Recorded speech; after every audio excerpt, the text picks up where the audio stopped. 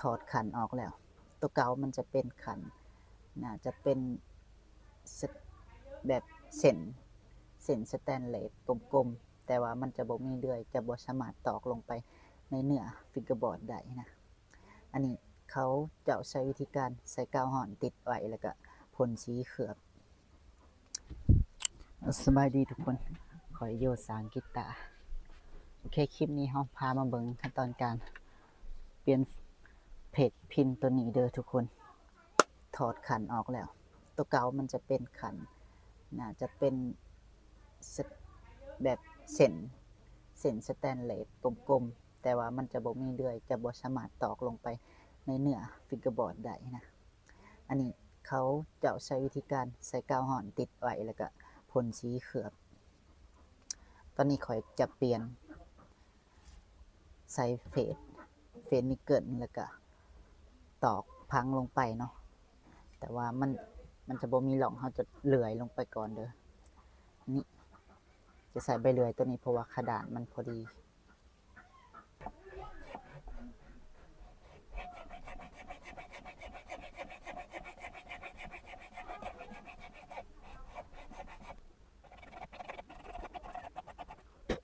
อันนี้มันเป็นใบเลื่อยขนาดตัดเล็กนะทุกคนแต่ว่าเขาเอามาเลยลองเลยห้องจะได้พินไหนนะเพราะว่ามันขนาดพอดีต่อไปพอดีเลย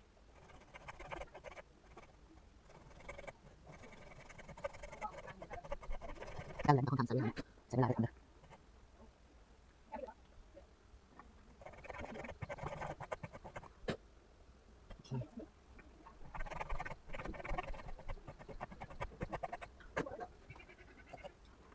พินตัวนี้ตอนแรกเขาพูดว่ามันจะติดเฟซมาแบบนี้บางทีมันจะหยาบกันเนาะบางทีมันต้องเลยลองเฟซมาเองแต่เขาก็จะทำการเตือนให้ลูกค้าแล้วอันนี้เขาเติมมาประมาณเล็กน้อยเลยทุกคนเด้อเพราะว่า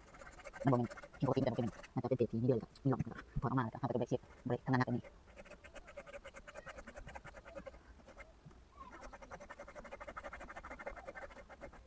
มันจะจับง่ายก็ตรงกว่าโอเค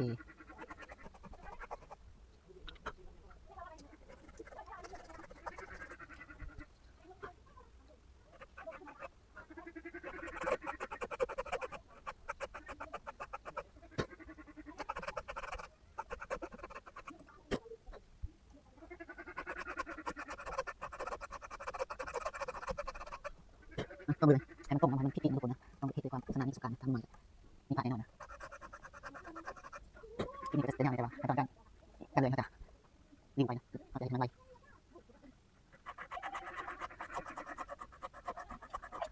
เฮ้ยไปไหนพี่ตามาแล้วบ่เรื่องตาป้องกันการผิดป้องกันเสียงเพี้ยนได้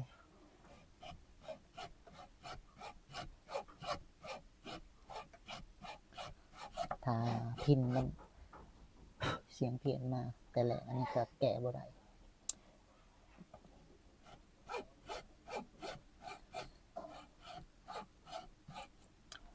เรามีแต่เฮ็ดให้มันกลับไปคืนสภาพเก่าให้ดีที่สุดเท่าที่จะเห็นได้นะ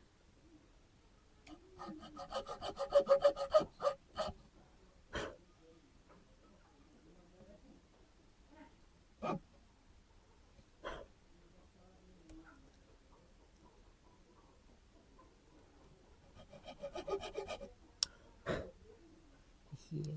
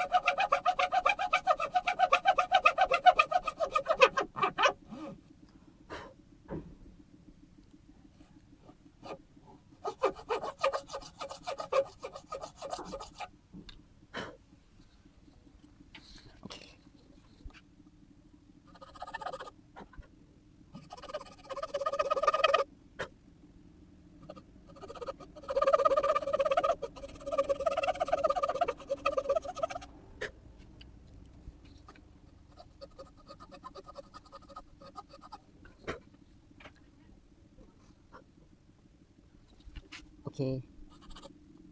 อันสุดท้าย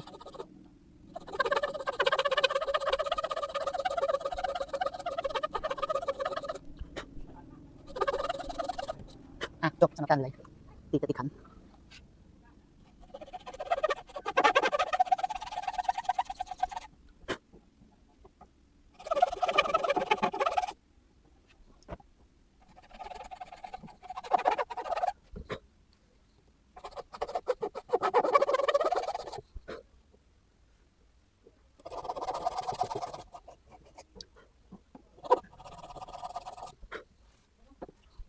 โอเคแล้ว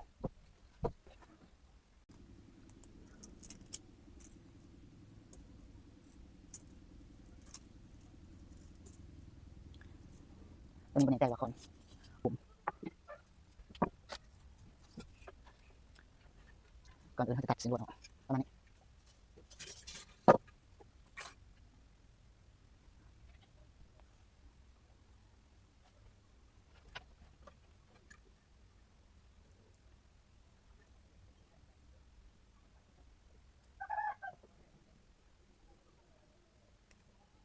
ตัดไว้เลยแต่ว่าจะไปตัดพอดีตัดเอาเผื่อไว้ก่อนเพราะว่าถ้าตัดตอกแล้วตัดถึงอันมันรู้สึกว่ามันจะสะๆนี่ก็เลยใช้วิธีการตัดไว้เผื่อไว้ก็ตอกแล้วก็มันตัดจนเกินออก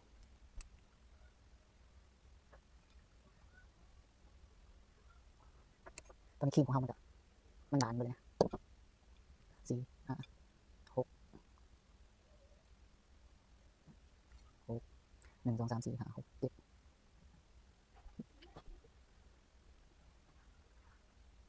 8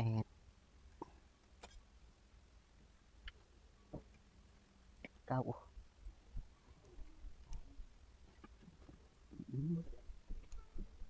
1 2 3 4 5 6 7 8 9 10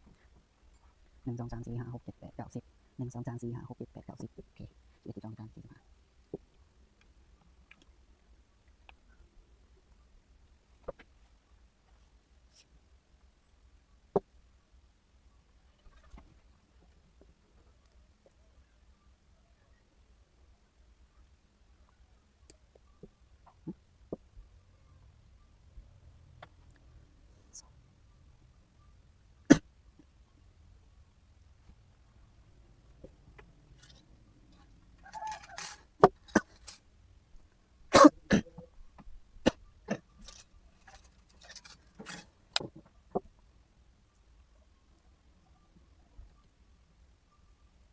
โอเค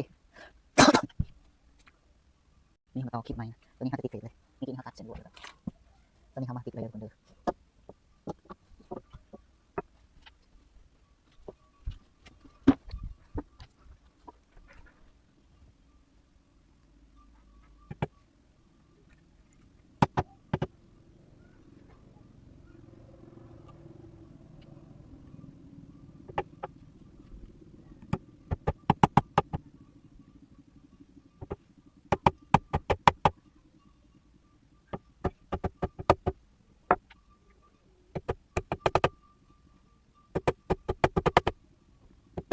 เวลาถ้าตัดตาไว้เวลาต่อจะไวแบบนี้คือสบายถ้าจะใส่ตาหลังทุกคนเด้อ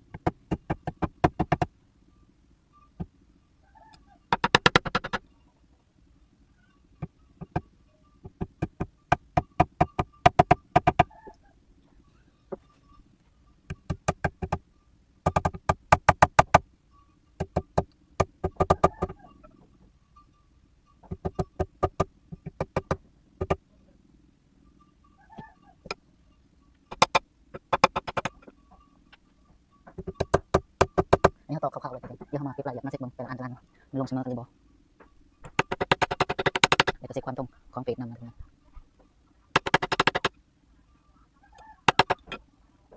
เซ็ตบนเฟซมันโค้งนะมัน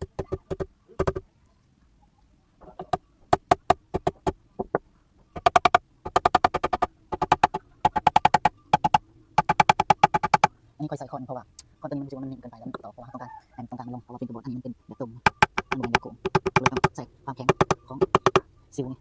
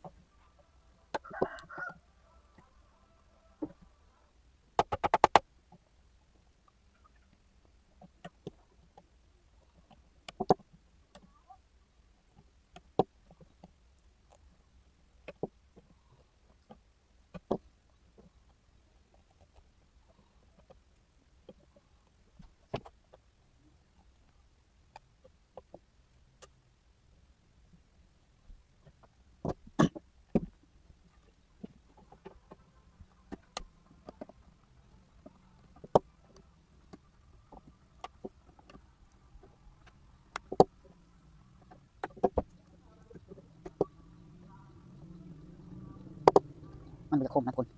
เพราะว่าใส่นี่หลายอย่างมันก็เลยเห็นมันบ่คมไปทางอื่นเลย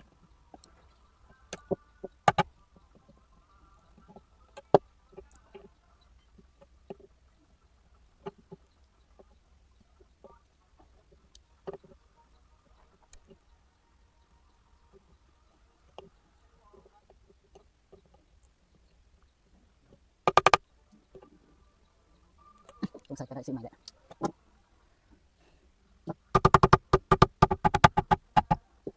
โอเคนี่เขาตัดแล้วเลย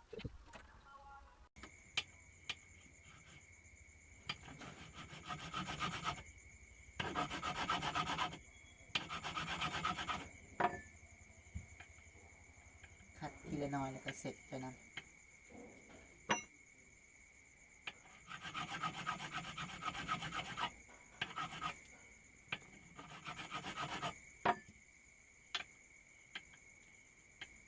ถ้ารู้สึกว่ามันโอเคในระดับหนึ่งแล้วเขากับพ่อแล้วก็มาเสร็จเฟสตัวนี้ใส่วิธีการเหมือนเดิม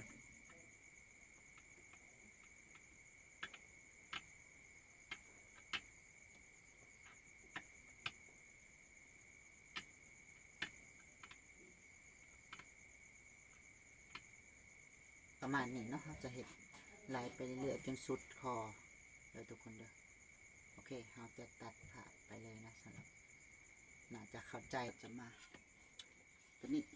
จะเป็นไม้บรรทัดตัวนี้จะใส่การปรับระนาบทุกเฟสให้มันตรงกันเป๊ะ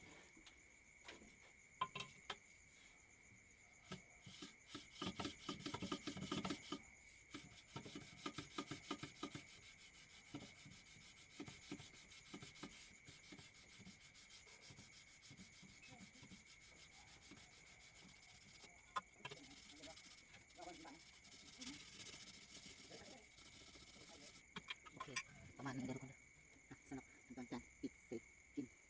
ต่อไปอันนี้ก็จะใส่ลูกบิดใส่สายไหมแล้วก็ทำสปาให้ลูกค้าเล็กน้อยเนาะเป็นงานเสริม